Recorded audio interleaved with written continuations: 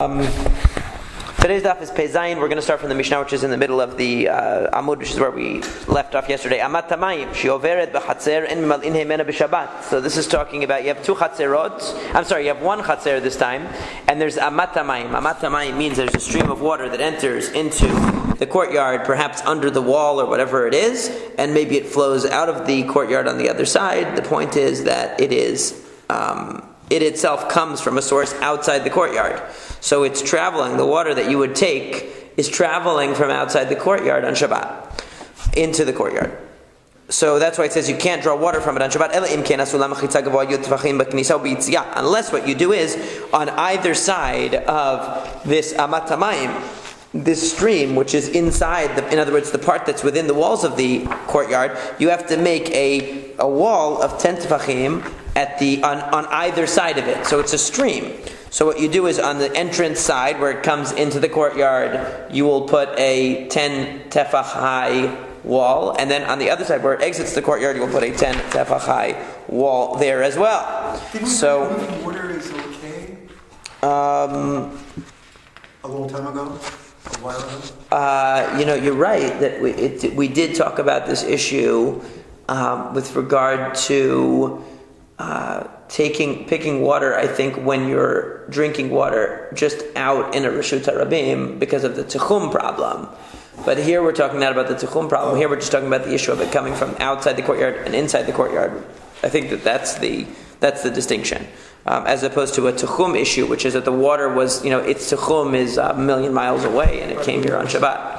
Right, so since its nature is to move, we don't assign it a Tichum. That was the Chidush there, right?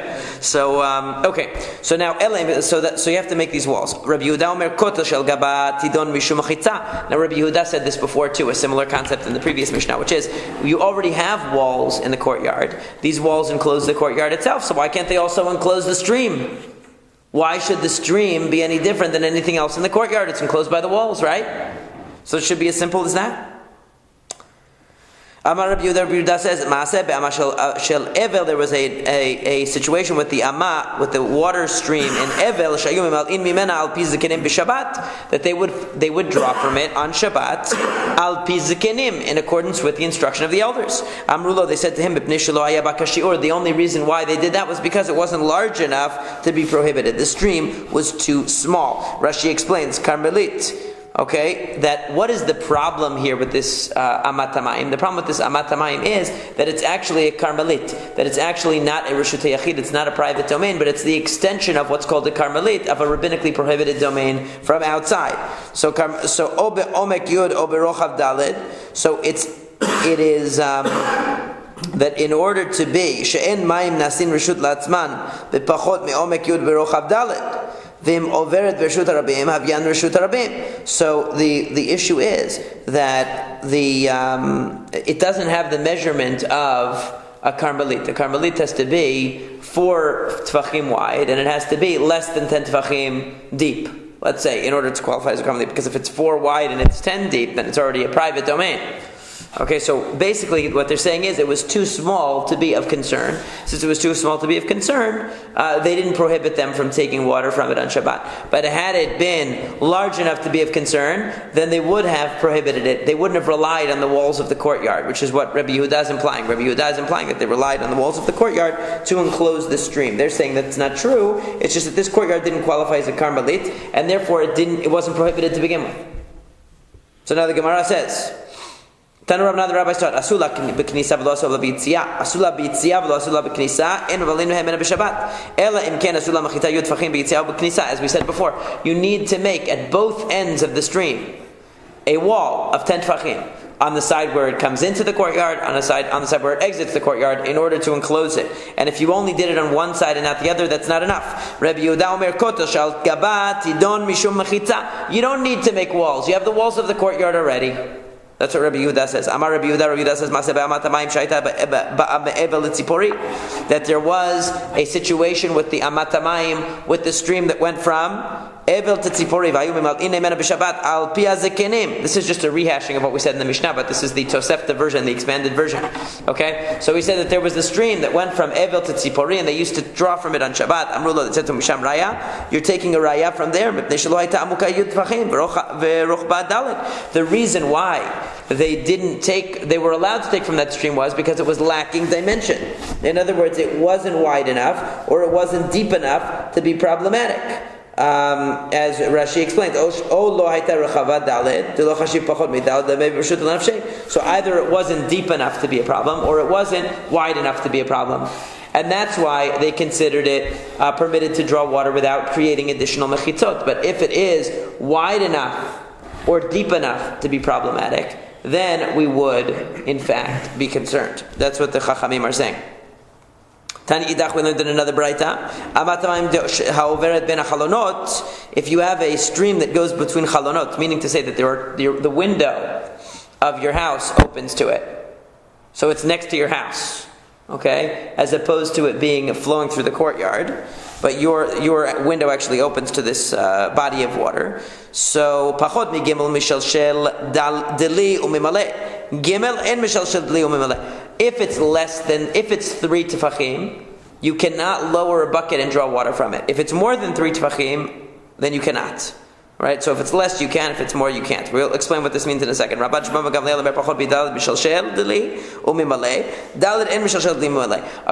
Shimon ben Gamliel, if it's 4 tefachim, up to 4 tefachim, you can lower a bucket to draw water from it. 4 tefachim and up, you can't. So the question is, what's 4 tefachim? What are we talking about here? If you're talking about the amat hamayim itself, that we're talking about the width of it, that we're talking about the stream, that according to the Chachamim, if the stream is less than 3 tefachim, then you're allowed to draw from it from your window. If it's more than 3 tefachim, then you're not. And Rabban Shimon ben Gamliel is saying, if it's up to 4 tefachim, you can draw from it, and if it's less than that, then if it's more than that, then you can't. Is that the machloket? But if that's the case, when Rav Dimi came from Israel, he said in the name of Rabbi Yochanan, in Karmelit B'chutam Midalen. So, Lema Katanei Amar Alishmate, Rav Dimi himself said that there's no Karmelit less than 4 tefachim. Okay? So that means that we wouldn't have a problem drawing from this water into our house. We would be going from the water to our house. The water is called Makom Petur. It would be a neutral area. It's not even a Karmelit. It's not rabbinically prohibited because it's not 4 tefachim wide. Are you telling me that the Chachamim and Rabban Shimon ben Gamliel disagree about this? And the Chachamim actually say that anything more than 3 tefachim is really a Karmelit, and that's why they're saying if it's 3 tefachim, you can't draw water from it. And Rabban Shimon ben Gamliel is the one who says that a Karmelit has to be 4 tefachim. That can't be. What we're really talking about here is the banks of this amat hamayim, the banks of the stream. If the bank of the stream is 3 tefachim or more, according to the Chachamim, then it becomes a place in its own right. If it's less than 3 tefachim, I'll show you a picture. Hold on.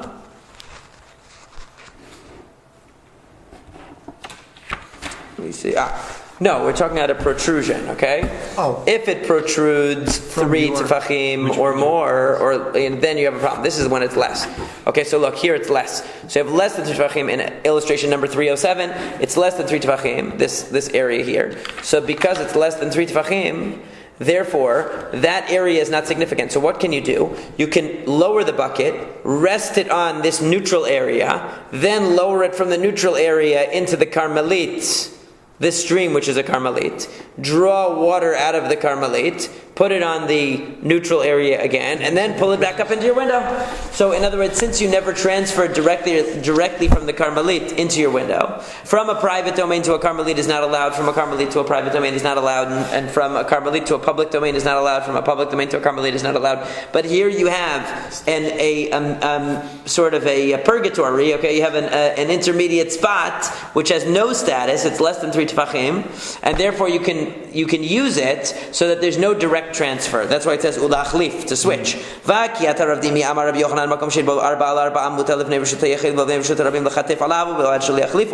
Wait a second. When Rav Dimi came, he said in the name of Rabbi Yochanan that if you have, let's say, a pillar, for example, that's less than 4 by 4 tefachim, which means to say that it's a makom petur, it's a an exempt area. It's not an area which is considered to be significant. Then he said that you can place your people in the Reshut, it's in between a Reshut Yachid and a Reshut Harabim, right? Actually, it was talking about like a porch. Remember, it was in between the house and the Reshut Harabim. So you have this porch, it's less than 4 by 4 tefachim. So since it's an area of less than 4 by 4 tefachim, it's not significant.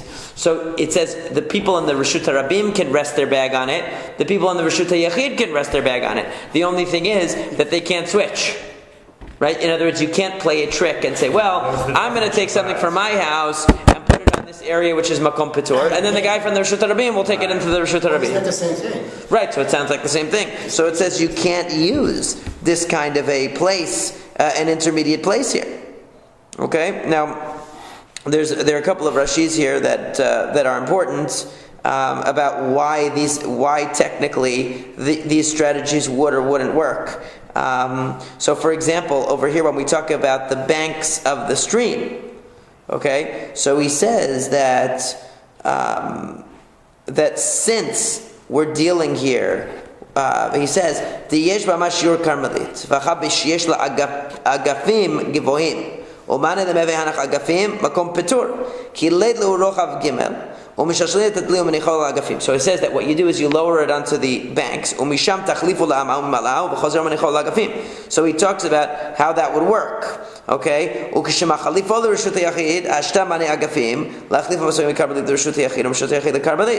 So that's the strategy behind the switching, that you use this intermediate area so that you never directly transfer. What about in the case that we're talking about? So Reshut Yachid Rabim, that's the next part. Okay, so no, we didn't get to the answer yet for that Rashi. We'll do that in a second. So now he says, what's the answer? Why is it that in the case of going from the Carmelit, going from the stream to the house, he's allowing you to use this makom petur in between, and he doesn't allow that in Reshut Yachid and Reshut Harabim. So the answer is that Reshuyot Deoraita. There we're talking about biblical Reshuyot. We're transferring from Reshut Yachid to Reshut Harabim. Achar Reshuyot Derabanan. It says on Amud Bet. Over there, and here we're talking about Reshuyot Derabanan, because we're talking about going from a Carmelit to Reshut Yachid. So Rashi explains here on the bottom that Reshut Yachid Rabim Isura Deoraita Lahotzi Mizel Lazeh Ishtakachtem Mit'abeda Isura Deoraita Derech Makom Petur, that in this case, basically the result is something's been transferred from a private to a public domain. That's in Yisur Deoraita. So, but here, we're only dealing with a rabbinical issue. Now here's the chidush, that even though Rav Dimi, when he reported about this area, he talked about an area of 4 tefachim. Right? Because he says that you can put that if there's an area of less than 4 tefachim between the Reshut Yachid and Reshut Harabim, shouldn't it be 3? Because didn't we say that if the banks are 3 tefachim or more, we can't use them to transfer water from the stream to the house? That's what the Chachamim said. 3 tefachim is the measurement. Why is Rav Dimi saying 4? So Rashi explains, this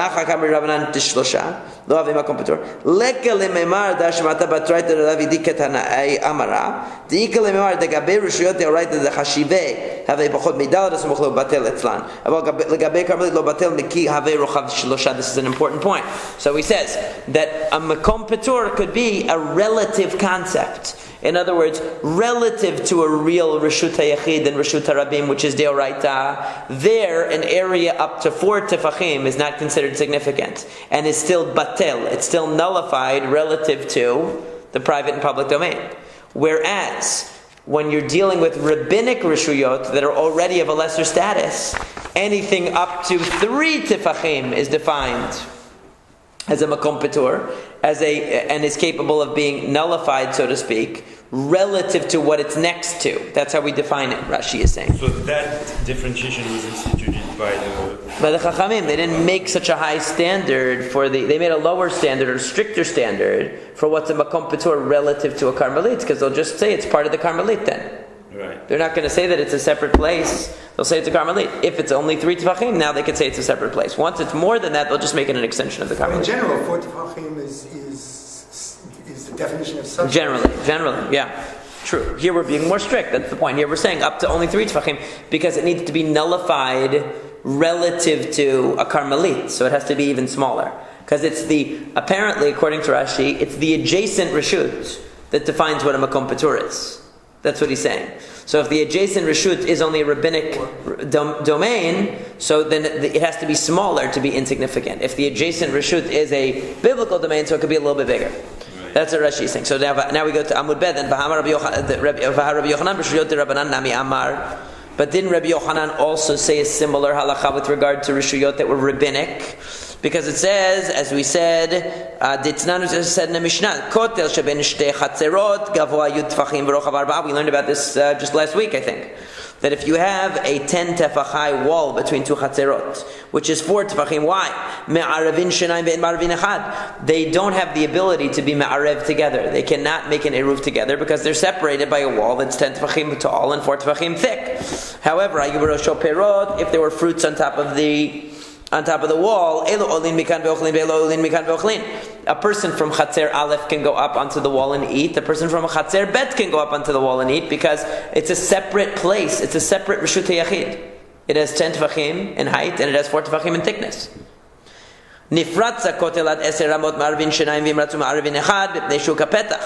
If there's a breakage in the wall, there's a breach in the wall, up to 10 amot, they can call that a doorway between the two chatzerot. And so therefore they have the option now of combining the chatzerot. They don't have to, but they can.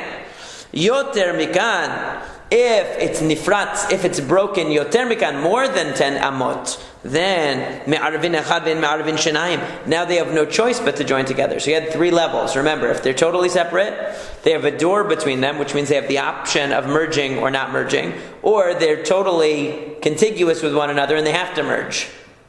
Now, what was the point? What do they mean by me'arvin echad v'lo me'arvin shenayim? That means they must make one eruv, the two chatzerot, because now they're considered one chatzer because the wall between them is broken. So say me'arvin, why me'arvin? Me'arvin echad, they have to do it together. Even though they think of themselves as 2 different chatzerot because they had a wall before, now that it's broken, they have to do as one. I see. Okay? So, we asked a question, what if this wall doesn't have 4 tefachim in thickness?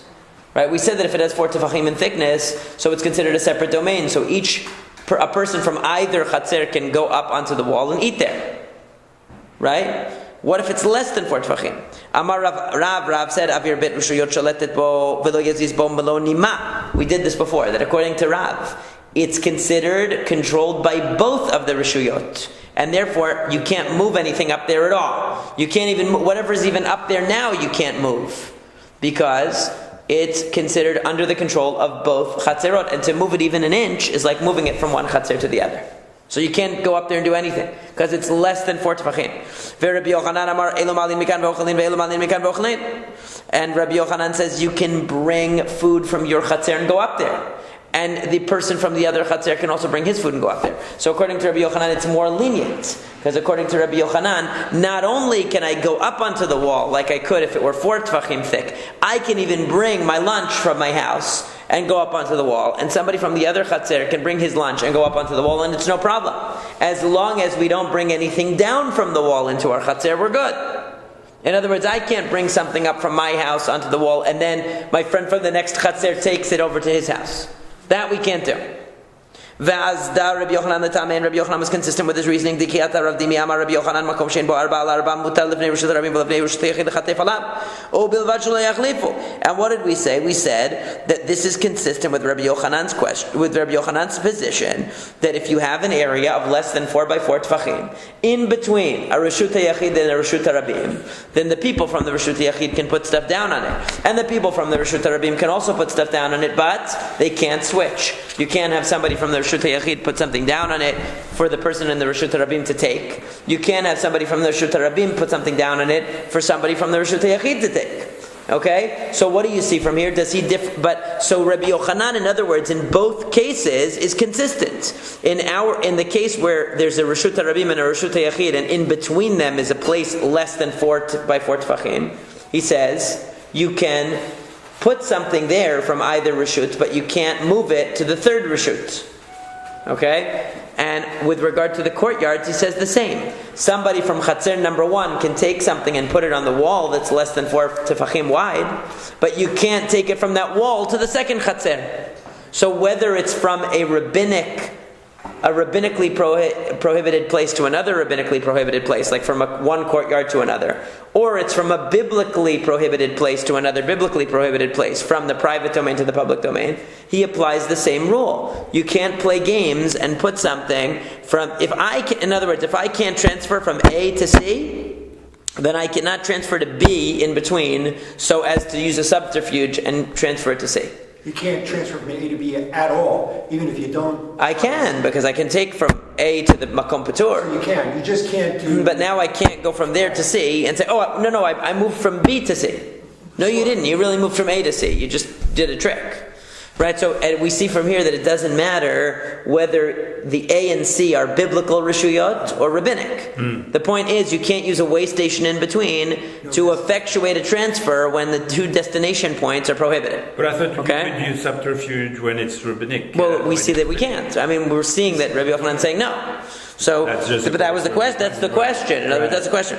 No, because I thought we had established the principle that when you're dealing with a rabbinic. It depends on the case. I mean, it depends on the case. Now here though, the problem was that why did we get onto this? We got onto this because of the case of the stream. The stream is a Carmelite, and my house is the Rishutei Achid, and we're saying that I can put the bucket to rest on the Makom Patur in between. Right. That's effectively the same thing as, let's say, moving from my courtyard onto the wall and from the wall onto the other courtyard. It's the same thing. So, and Rabbi Yochanan said that wasn't allowed. So, hahi ze'iri amara, that teaching about not being able to move from the wall, in other words, from my courtyard to the wall, and then from the wall to the other courtyard, is only ze'iri saying it. That was ze'iri was another amora. Okay? Because Rabbi Yochanan would actually say you could even make the full transfer. You could move it to the top of the wall, and then you could go to the other courtyard. Ze'iri is the one saying not. Well, the Ze'iri kashya. But what about so how is Ze'iri going to explain the case of the water stream then? How's he going to explain the water stream? So what's he going to do? So kashya, that problem is going to be for him. So Ze'iri mokim labamata ma'im gufa. So Ze'iri is going to have to say that when we talked about 3 or 4 tefachim, the machloket between the rabbis and Rabban Shimon and Gamliel, it wasn't talking about the makom petur in between the stream and the house. It was talking about the stream itself, like we originally thought. And Rav Dimi Tana'ehi, and basically we're going to have to say that Rav Dimi, his position that a makom petur is less than 4 tefachim, that an exempt area is anything less than 4 tefachim, is really the subject of a dispute. The Chachamim say anything over 3 tefachim is already a Carmelit. And only Rabban Shimon ben Gamliel says it has to be 4 tefachim to be a Carmelit. Okay, that's what Rav Dimi is that's what Ze'iri is going to have to say. He's going to have to say that the whole issue here is that the Chachamim hold that this stream that's coming in is really a Makom Petur itself. It's only 3 tefachim. But didn't they say that because it's under 3 tefachim? And they're and Rabban Shimon Gamliel is saying that it's only a makom petur because it's less than 4 tefachim. But if it were 3 tefachim according to the rabbis, Ze'iri would say that would be a Carmelit, even though it's only 3 tefachim. He would have to, because otherwise how is he going to explain the case of transferring the water? He can't use this idea that we're going to transfer from a Carmelit to a Makom Petur, to an exempt area, and from the exempt area into the house. He can't use that. So he's going to have to say that we're transferring directly from the stream into the house, and therefore he's going to have to say that the stream itself is a Makom Petur, is a place from which it's permitted to transfer. So therefore he's going to have to say that the Chachamim mean that actually 3 tefachim is the measurement of a Carmelit. But that's not what they said. They said that was a stringency over the 4 tefachim. In other words, 4 tefachim is a Carmelit, and they took the stringency. Why did they leave it alone? In other words, that was the principle, and they took the stringency to make it 3 tefachim. So how can they go from that statement to? Well, no, because that was according to the other view. Now we're going back. In other words, that was according to the view that there's this intermediate space in between the stream and the house. Yeah, but the view stemmed from going from 4 to 3. Because Right. Don't think of numbers. Think of the concept. Okay. Don't think of numbers for a second. So there are two models here of how this is working.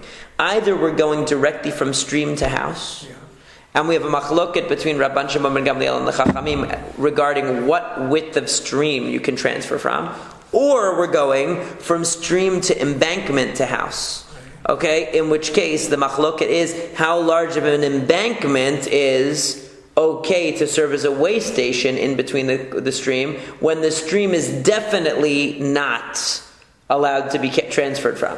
So we were originally assuming that everyone agrees that Carmelit is 4 tefachim. And everybody agrees that the stream is 4 tefachim wide. So we can't transfer directly from the 4 tefachim into the house. Therefore we're transferring from stream to embankment to house. And the machloket between the Chachamim and Rabban Shimon ben Gamliel is how large can the embankment be? Okay, the Chachamim say only up to 3 tefachim is good because this is a case where you're transferring from a rabbinic to it's a rabbinic situation. So therefore, for that to be considered insignificant, it has to be even smaller than usual. So in other words, and Rabban Shimon ben Gamliel was using the normal measurement, which is up to 4 tefachim. So in Right? other words, there would not be machloket if it was 2 tefachim. Right, there wouldn't be machloket then. And Zeiri is coming along and saying, no, I don't believe in this whole concept of a way station in between. This is a direct transfer situation.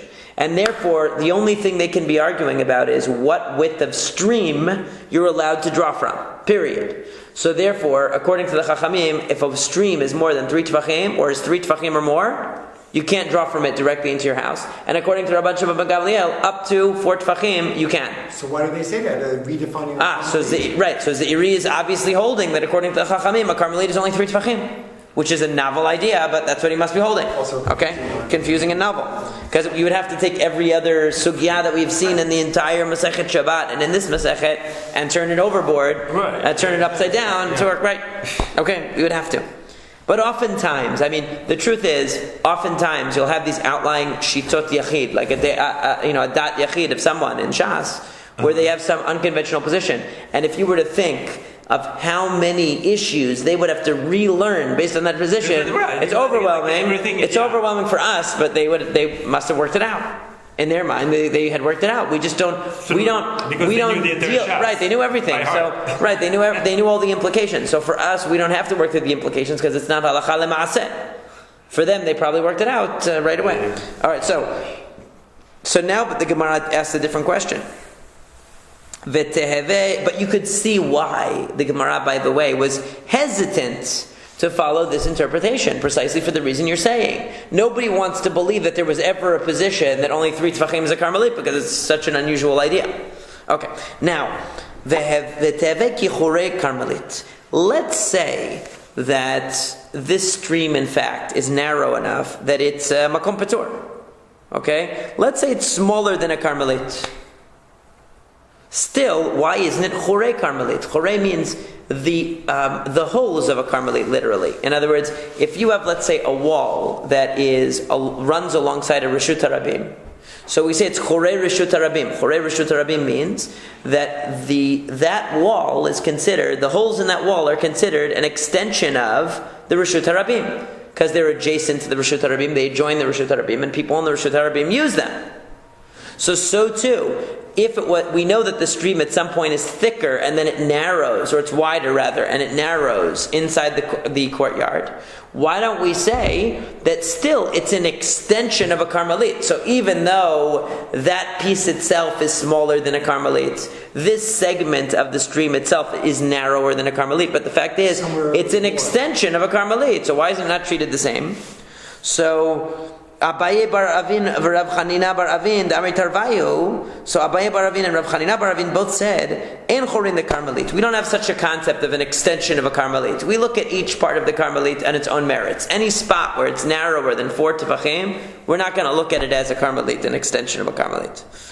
Rav Ashi Amar, Rav Ashi says, "Afilu temayish chorin the Carmelit." Even if you're going to say that a Carmelit does have extensions, Hanemilit b'smucha. That's only when the extension is right next to it. In other words, you have a full-fledged Carmelit, and right next to it is some embankment, let's say, that is that runs off of it, or a stream that runs off of it. So we'll say that since it's right there, it's like somebody standing in the Carmelit would use it.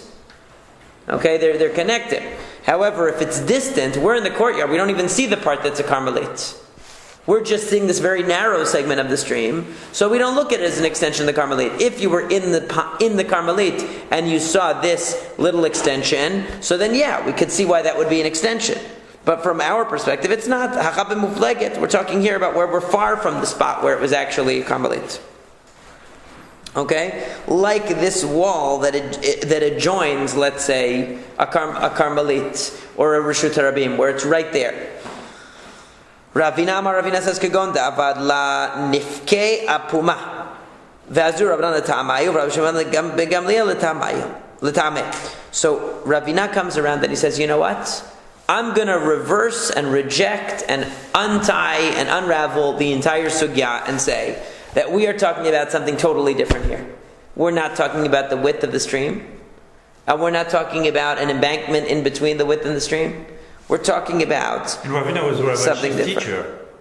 No, they were colleagues. They were colleagues. Oh, yeah. Okay. So he says what we're talking about here is that when they made, as we said, Rashi explains, "B'knisa u'bitzia, v'tchila mechitza samuch la'agafe betoch ognei mikan u'mikan, v'lo chibra be'emtza shiu hamayim nechnasim v'yotzin derech sham."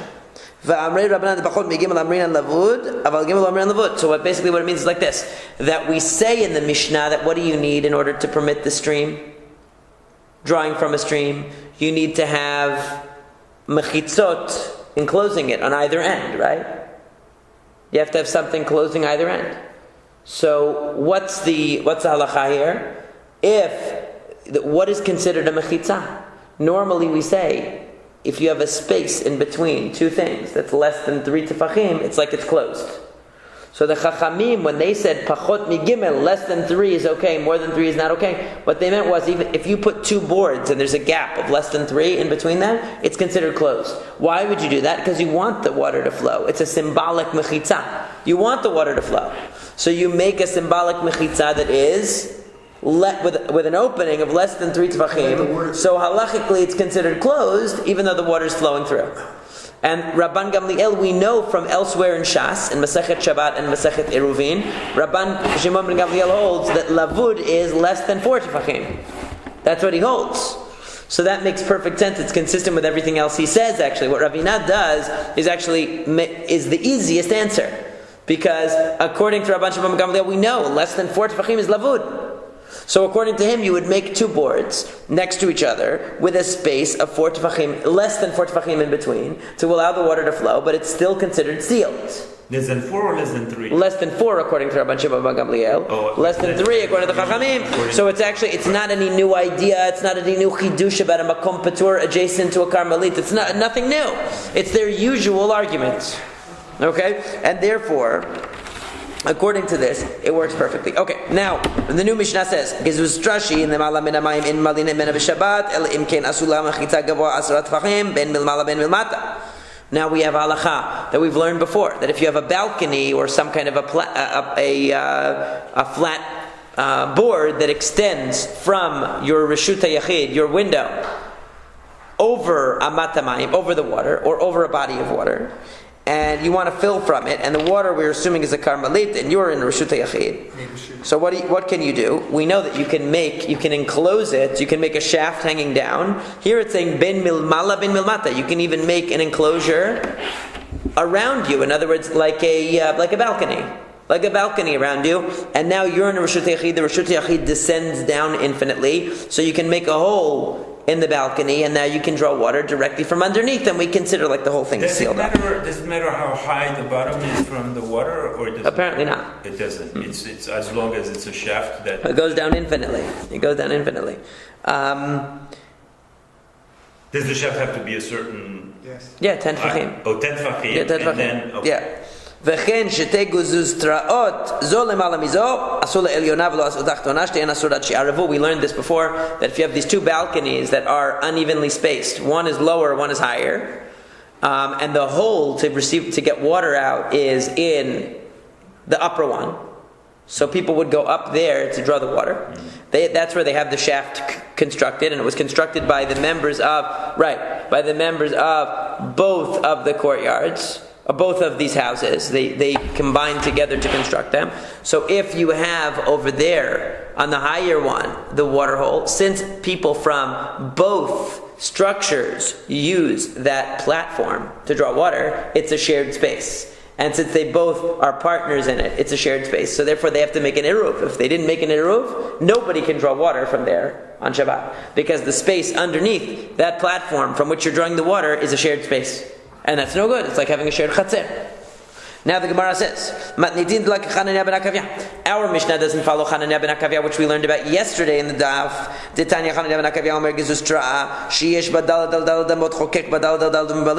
Because according to Chananya ben Akavya, he had a fascinating shita, which was all you need is a 24 tefach by 24 tefach board. You don't need any mechitzot. You don't need 10 tefachim high around the perimeter of your balcony. You don't need it hanging down around your balcony. You don't need anything. Because what do? As long as you cut a slice 4 by 4 tefachim in the center, you cut a square, and what does that leave you? It leaves you with 10 tefachim to the north, 10 tefachim to the south, 10 tefachim to the west, 10 tefachim to the east. Because it's 24 square tefachim. 24 tefachim by 24 tefachim. Okay? Because it's 4 amot by 4 amot, which is 24 tefachim in every direction. So what do we then do? We imagine as if the 10 tefach strips around that you made a 4 by 4 tefach hole in your board. We imagine as if the 10 tefach strips around that hole are bent downwards and they make a shaft. So I'll show you a picture of what we did yesterday, like this. It's called kofefin. See? So these 4. This is illustration number 298 and 299. So you take these 10 tefach strips in the shape of a cross, basically, and that when they're lowered, they make a shaft. Okay, now you don't really have to lower them according to him. According to him, you don't have to lower them. We just imagine it like you did. Because you made the hole, we imagine it like you did. So that's what we learned yesterday. So our Mishnah is obviously disagreeing with that and saying that you have to have an actual structure. The 10 tefachim. Am Rabbi Yochanan said, Mishum Rabbi Yossi ben Zimra, Lo iti Rabbi Yochanan ben Akavya, Ela biyama shel Teveriyahu il v'yesh la oganin, ve'ayarod ve'karpefot, makifot ota abal b'shar memod lo. That according to Rabbi Yochanan, the name of Rabbi Yossi ben Zimra, and we saw this yesterday too, actually Rabbi Yochanan ben Akavya only allowed this unconventional imaginary wall in the case of the Yama shel Teveria, the Sea of Tiberias. Why? Because it has high banks around the sea. There's also structures, houses all around, and karpefot. Karpefot are these outdoor enclosures, fields that are enclosed by walls. So if you were to look at the perimeter of the sea, it actually already has around it it's like a Reshut HaYachid really. It's not really a Carmelit, because really effectively it has a wall around it created by the embankments and all of the other structures that surround the sea. So, and this is like what they do in Manhattan. When they try to make Eruvin in Manhattan, they use the island at the edge. There's a 10 tefach, elevation, much more than 10 tefachim by the water. So they use that as part of the wall. They factor it in. So the point is that he factored that in. So even though you're on one of the beach houses, basically around the sea, and you want to get the water from this platform, from underneath this plank, the fact is you're really going from a Reshut HaYachid to a Reshut HaYachid. It's not even a Carmelit, because it's really walled. So it's not a problem according to, that's why. But in any other place, at the beach or something like that, in an ocean, he wouldn't allow you to do that. He would make you have the 10 tefach perimeter like anyone else. And Tanu Rabbanan, the rabbi said, Gimel Dvarim Yitzir Rabbi Hananya ben Akavya. There were 3 things that Rabbi Hananya ben Akavya permitted Lanshe Teveria, that he allowed to the people of Teveria, he didn't allow to anyone else. Number 1 was Mimadlin Mayim Gizuztra B'Shabbat. Number 1 was that you could fill water from standing on this platform on Shabbat, even without constructing a wall around it, like we just said. V'tomnin ba'atzeh, and that you could insulate food be'atzeh with you were allowed to take. Rashi explains here perotehen be'atzeh. You would take like this pesolet of it's like the vegetation of the greens of the beans. Okay, in other words, the waste that you throw away when you harvest the beans, the leaves and stuff, that you would use that as insulation for the fruits. Okay, so even though you would go in the morning and take the fruits, and the fruit had tal, it had dew on it, it wasn't a problem. We'll see more about what this means in a second. And you were allowed to dry up with towels on Shabbat. These were the three things he allowed the people of Tiberia to do. So first of all, that you could fill water from standing on a platform on Shabbat. We already talked about that. In other words, you can stand on the flat platform and you don't have to build any structure around it. What are we talking about that you're allowed to use these leaves or whatever they are, this vegetation, to insulate fruits? What is he talking about? So Tanya, as we learned in a bright Hishkim, Lavi Pasolet im b'shvil sheyesh alav tal, harei b'chiyutan, v'im b'shvil shelo yivatel mimelachto, eno b'chiyutan. So Rashi says, a person would get up in the morning to bring pisolet tivuah min hasadeh. He would bring the straw or whatever, the pisolet, the waste from the harvest. In other words, things that you don't eat, things that you don't consume. And he would use this pisolet to cover over the fruits, to insulate them from the heat or whatever. Now, even though they have dew on them, so what is the problem with them having dew on them? If these fruits were always dry, they're not mikabel tum'ah until they come into contact with certain liquids, one of which is dew. Tal is one of them. So, but things only become mukhshar. They only become recipients of tum'ah, potential recipients of tum'ah, when you wanted the liquid to touch the fruits. So you went out in the early morning and gathered some straw from your field, from bean straw or whatever, to cover these fruits.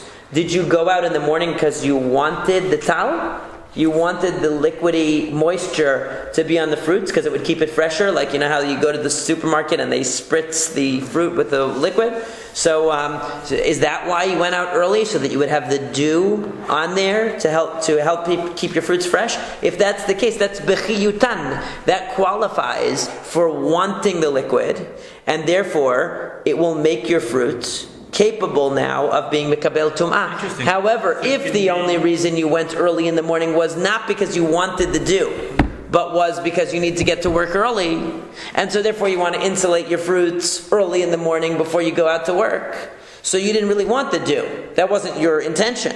So it could be tamei for one person and not for the other. No, it's the person who does it determines it. The person whose fruit is his. The person whose fruit is his, it is determines it. Yeah, but if there are two different people picking Two different people. The person who owns it. Oh, so the owner can only have the owner. Status for one fruit can only have is defined by the person because who owns it. Right, the owner. If the owner wanted the liquid, they have complicated issues. Okay, so now, but the point is vistam anshe Tiberia kivishlo yivatel mimelachto dameh. And what Rabbi Hananiah ben Akavya said was that the people of Tiberia, the assumption stam.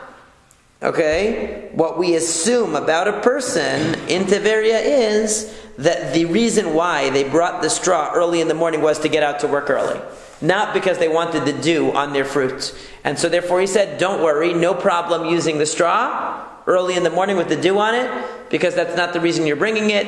And he permitted it to them and told them that a blanket heter, that it's not going to be mekabel tumah. Why did he give them a blanket heter? Because he said, stam, the reason why a person does it is because they want to get out early. And now, what's the situation of drying with the towel, that he allowed people to dry with towels in Tiberia? Because it says, the Tanya says in the Braita, it says a person can dry themselves when they go to bathe. Okay, if they bathe in cold water, Rashi says, because on Yom Tov, or they bathe either on Yom Tov in hot water that was heated before Yom Tov, or on Shabbat in cold water, they could bathe. So the person bathes and they want to dry off, they can hang it in the window. Velo yimsirena olayrin. They can't give it to the bathhouse attendant. Why? Because there was a worry that they would squeeze out the towel for the next customer, and you can't squeeze out a towel on Shabbat. So it was a great temptation because you have these wet towels. They weren't that worried about sanitary issues back then. They would just give the same towel to the next guy, but it had to be dry. So they would squeeze it out. Wouldn't hanging it in the window be a laundering? Just leaving it there, not in the sun, not to dry. Just they just put it there. They didn't actually hang it up. You can't hang it up either. They would have to just put it there. In other words, you can discard it. You can leave it aside, but don't give it to the bathhouse attendant because he's going to squeeze it out for the next guy. Divrei Rabbi Shimon, that's what Rabbi Shimon says. I'm sorry, Rabbi Shimon Omer. Rabbi Shimon says, you can even bring it home with you. Bring your towel home with you. Assuming that you're in a Reshutei Yachid, you're in a courtyard or something where you're allowed to carry home. Okay, so he says, you should just bring it home with you, and we're not worried that you're going to forget and squeeze it out. So the point is that Rabbi Hananiah ben Akavya had permitted the people of Tiberia to use towels, to dry up with towels, and apparently to even bring them home on Shabbat as well, and not have to worry about squeezing them out. Amar Rabbi Bar Rav Huna said, that when we talk about this platform, that you create you have a platform jutting out from your window, and you make a structure of 10 tefachim high around it, and you want to draw water. That's drawing water, but you can't pour water out of it. In other words, let's say you want to pour your chamber pot, empty it out into the sea. You can't do that. Why not? What's the reason? Because when you take in, you're taking into the Reshutei Yachid, right? It comes into your domain, which you created this Reshutei Yachid, taking it in. But when you pour out of the Reshutei Yachid, where's it going to go? It's going to go into the Carmelit. It's going to go into the bad place that you're not allowed to go. It's going to exit. So you can't do that because you're going to make it exit. So matkif la Rav Shizvi raised an objection. What's the difference between this, he said, and an uka? That if you have what is basically some kind of a cesspool in the chatzer, you're allowed to pour waste into the cesspool, even though Rashi explains that you have, let's say, a pit in the ground, that you're allowed to pour things in there, even though it might overflow into and spill out into the Reshut HaRabim. We're not worried about that. So to here, you should be able to pour it. You're pouring it. When you pour it, it's still in the Reshut Yachid. And then if it spills out, it spills out. What's the problem? So the answer was Hanei Taimei, Vanei Lo Taimei. There's a difference because one has an end to it, one doesn't have an end to it. In other words, when you pour out into the cesspool, what is your real intention? Your real intention is that it seep into the ground. Okay, if it overflows and it exits into the Reshut HaRabim, that wasn't your intention, that wasn't your purpose. You're not responsible for that. Okay? But when you pour out of your window into the sea, you intend for it to flow away from your house. You don't want it to stay right there. You want it to leave. So that's why we distinguish. We say, yes, a cesspool is one thing because it's going to seep into the ground. And if it happens to overflow and go out into the Reshut HaRabim, it's not your purpose. But when you pour into the sea, pouring into the sea, you know where it's going to go. It's going to go away from you. So another version of this, another version of this discussion was Amar Rabba Bar Rav Huna, Lo tema limal'otu d'sharei lishpoch asur, el lishpoch nami sharei. That actually what Rabba Bar Rav Huna said was the opposite. Don't say you're only allowed to bring water in. You're even allowed to pour dirty water out. And then Amar Rav Shizvi, Pshita, Hainu Uka. And Rav Shizvi, instead of raising an objection, said this is obvious. It's the same as a cesspool. You have sort of like a cesspool area in the courtyard that everybody pours their bad water into. And we know that it's going to occasionally overflow into the Reshut HaRabim, and it's no problem. Disgusting, but what can I tell you? It happens all the time. Okay, and what was the answer? Here, what was the answer before is the Hava Amina here. In other words, what he said before is the distinction between the cesspool and the sea. That the cesspool really, there's a defined area that you're spilling it into, and you don't really intend for it to go beyond that, and if it does, it's a fluke. Where the sea is open, right? And that's why you can't pour it into the sea, we were saying before. Here we're saying, why did you need to tell me that I can pour it into the sea? Oh, because you might have thought you can only pour it into a cesspool because it has defined boundaries. You can't pour it into the sea because it doesn't have defined boundaries. Along comes Rabba Bar Rav Huna to tell you that even though the sea doesn't have defined boundaries, and you know that it's going to float away, you're still allowed to pour out the chamber pot or whatever it is, the wastewater into the ocean.